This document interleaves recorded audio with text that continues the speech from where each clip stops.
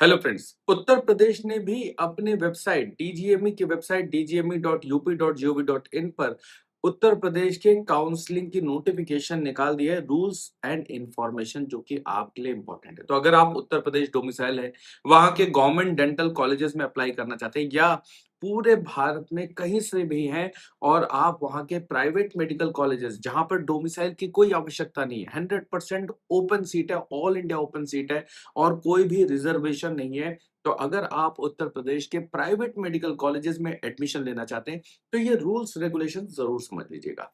तो सबसे पहले हम आ जाते हैं dgme.up.gov.in वेबसाइट पर। यहाँ पर अगर हम जाते हैं और सबसे पहले नीचे स्क्रॉल डाउन करके आते हैं और न्यूज़ के सेक्शन में आएँगे, तो आप देखिए इम्पोर्टेंट इन्फॉर्मेशन एंड इंस्ट्रक्शंस। तो हम व्यू ऑल पे क्लिक करते हैं और क्लिक करके न्यूज़ के सेक्शन में आते हैं। तो पहली न्यूज़ आई हुई है, इम्पोर्टेंट इन्फॉर्मेशन इंस्ट्रक्शन, ये डाउनलोड कर लीजिए और यहाँ पर ये ओपन हो जाएगा और फिर उसके बाद पॉइंट वाइज इसको हम रीड कर लेते हैं सो दैट आपको यूपी नीट में काउंसलिंग प्रोसेस में कोई भी गड़बड़ी ना हो, कोई भी आपका एक डाउट ना हो, कोई भी कंफ्यूजन ना हो।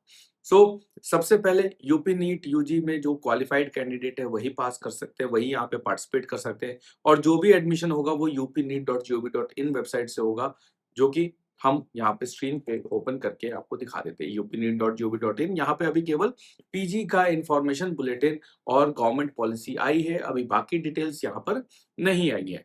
इसके बाद स्वयं के मोबाइल नंबर और ईमेल का आपको उपयोग करना है। काउंसलिंग की रजिस्ट्रेशन फी है 2000 रुपए, ये नॉन रिफंडेबल है, किसी भी हालत में, किसी भी सूरत में, किसी भी कंडीशन में ये वापस नहीं होगी, कंप्लीटली नॉन रिफंडेबल है। इसके बाद आपको पंजीकरण मतलब रजिस्ट्रेशन के वक्त during the registration time you have to select a nodal centre. वो आप अपनी सुविधा अनुसार, आप जहाँ भी रहते हैं उसके पास में, अगर आप दिल्ली एनसीआर में हैं तो आप मेरठ को भी चूज कर सकते हैं, ग्रेटर नोएडा को चूज कर सकते हैं, इस तरह से इलाहाबाद को चूज कर सकते हैं, लखनऊ को चूज कर सकते हैं। तो अलग अलग आपको नोडल सेंटर आप अपने जो ट्रैवल प्लान्स हैं या जहाँ पे आप रहते हैं उसके हिसाब से चूज कर सकते हैं। अपलोड करने के लिए अपने डॉक्यूमेंट्स रेडी कर लीजिए, वेरी इंपॉर्टेंट। 10th क्लास की मार्कशीट और सर्टिफिकेट, अगर अलग से सर्टिफिकेट मिलता है तो सर्टिफिकेट, सीबीएसई के स्टूडेंट्स को मार्कशीट और सर्टिफिकेट सेम होता है। इसके साथ साथ क्लास 12th की मार्कशीट, अगर आप कैटेगरी से OBC, SC, ST, EWS, ex army, NCC, freedom fighter, physically handicap, तो उससे संबंधित डॉक्यूमेंट भी आपको रखने हैं। और अगर आप स्टेट कोटा में अप्लाई कर रहे हैं, आप डिक्लेयर कर रहे हैं कि I am a domicile of Uttar Pradesh, तो आपको डोमिसाइल सर्टिफिकेट भी वहां पर दिखाना है। अगर आप वहाँ के गवर्नमेंट मेडिकल कॉलेजेस या डेंटल कॉलेज में पार्टिसिपेट कर रहे हैं, तो आपका डोमिसाइल होना या क्लास 10, 12th आपकी यूपी की होनी कंपलसरी है। उस केस में आपको 30,000 rupees as security amount deposit करना है। ये रिफंडेबल होता है, लेकिन रिफंडेबल तभी होता है राउंड 2 ऑनवर्ड्स। अगर आप राउंड 1 में कंप्लीटली रिफंडेबल है, लेकिन अगर राउंड 2 में आपको कॉलेज मिलता है, आप ज्वाइन नहीं करते, तो ये फोरफिट हो जाता है। राउंड 2 ऑनवर्ड्स फॉरफीचर के क्लॉजेस अप्लाई हो जाते हैं।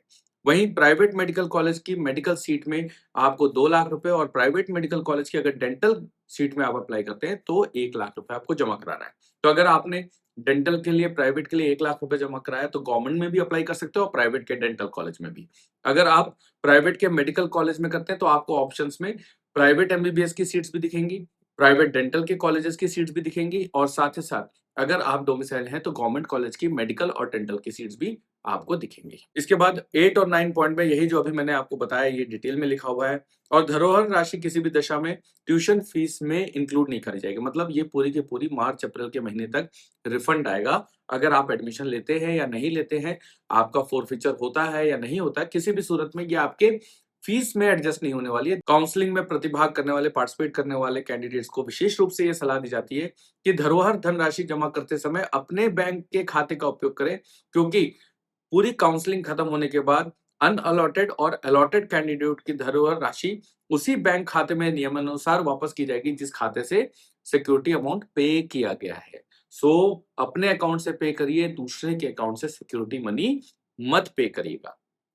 और फ्री एग्जिट है, निःशुल्क निर्गमन है, मतलब फ्री एग्जिट है। अगर आपको राउंड 1 में कोई भी सीट मिलती है, आप जो है उसको अगर ज्वाइन नहीं करते, तो आपने जो सिक्योरिटी अमाउंट 30,000 की दी हो गवर्नमेंट कॉलेज के लिए या प्राइवेट डेंटल के लिए 1 लाख रुपए की दी हो या सारी काउंसलिंग में पार्टिसिपेट करने के लिए 2 लाख रुपए की दी हो, तो आपका वो पैसा सेफ रहता है और आप आराम से सेकंड राउंड में भी पार्टिसिपेट कर सकते हैं without joining the college.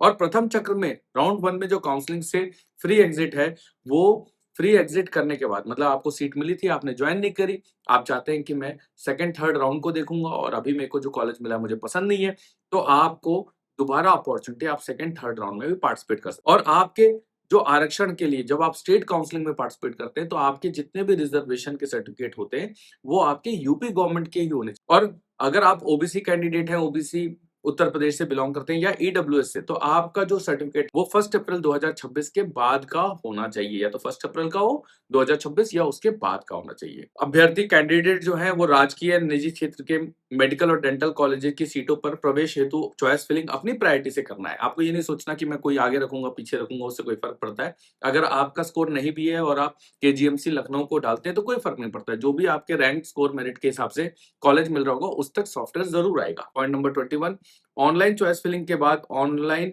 Choice को लॉक करना कंपलसरी है। अगर आप ऐसा नहीं करते तो आप अलॉटमेंट के प्रोसेस से बाहर हो जाते हैं, आपकी चॉइस जो है वो जीरो हो जाती है। और चॉइस फिलिंग के बाद अगर आपने चॉइस लॉक कर लिया तो किसी भी सूरत में, किसी भी दशा में आप लॉक की गई चॉइसेस में कोई भी चेंजेस या मॉडिफिकेशन या एडिटिंग नहीं कर सकते।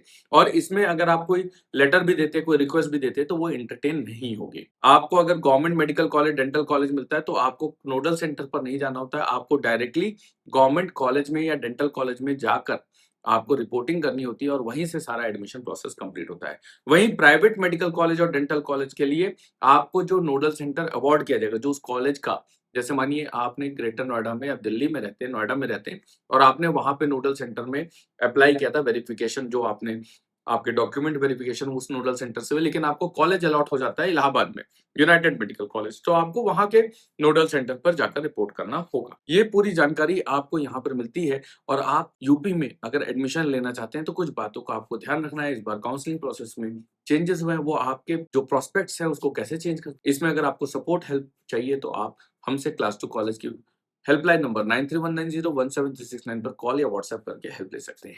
वीडियो अच्छा लगा तो इसको लाइक कर लीजिए। और नीट यूजी 2026 की वीडियोस, असेसमेंट, एनालिसिस को भी आपको चाहिए, आगे भी हमसे जुड़े रहना चाहते हैं तो चैनल को सब्सक्राइब करना मत भूलिएगा। Thank you very much.